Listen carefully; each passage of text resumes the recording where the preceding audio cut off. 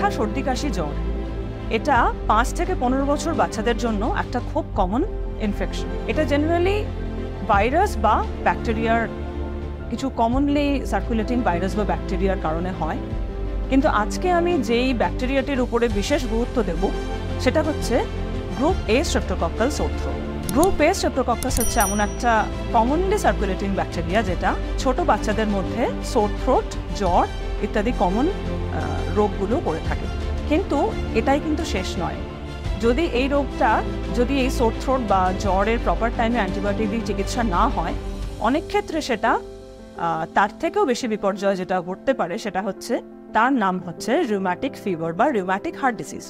একটা বাচ্চা, তার হঠাৎ একটা সর্দি কাশি জ্বর হলো, সেরেও গেল, কিন্তু কিছুদিন পর দেখা গেল তার হাত পা ফুলছে, তার হাতে পায়ে ব্যথা হচ্ছে, গাঁটে ব্যথা হচ্ছে, এবং তারও 1 সপ্তাহ বা 2 সপ্তাহ পরে দেখা যাচ্ছে বাচ্চাটা হাঁপাচ্ছে এবং সে নর্মাল খেলাধুলো ইত্যাদি কাজগুলো সে করতে পারছে না।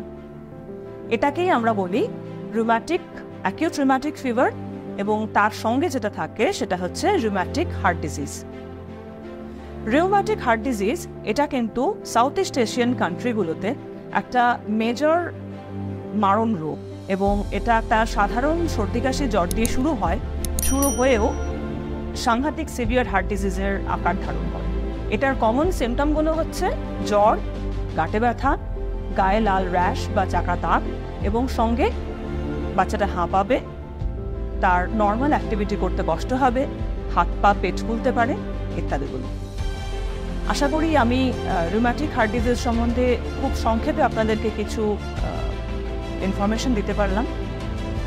যদি এরকম কোনো বাচ্চা কোনো আপনাদের আশেপাশে থাকে যে সর্দি কাশি জ্বরের পর তার গা হাত পা ফুলছে বা সে হাঁপাচ্ছে, অবশ্যই কিন্তু তাকে একটা কার্ডিওলজি চেকআপের আন্ডারে আনা উচিত, এটা দেখে নেওয়ার জন্য যে তার হার্টের মধ্যে কোনো রকমের ইনফেকশনের লক্ষণ দেখা যাচ্ছে কিনা।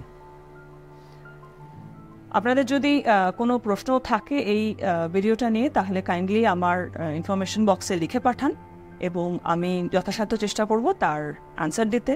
আপনারা যদি আরও নতুন কোনো বিষয়ে ভিডিও দেখতে চান সেটারও সাজেশন রাখতে পারেন, আমি আমার সময় মতন এবং সাধ্য মতন চেষ্টা করবো আপনাদের অ্যান্সার।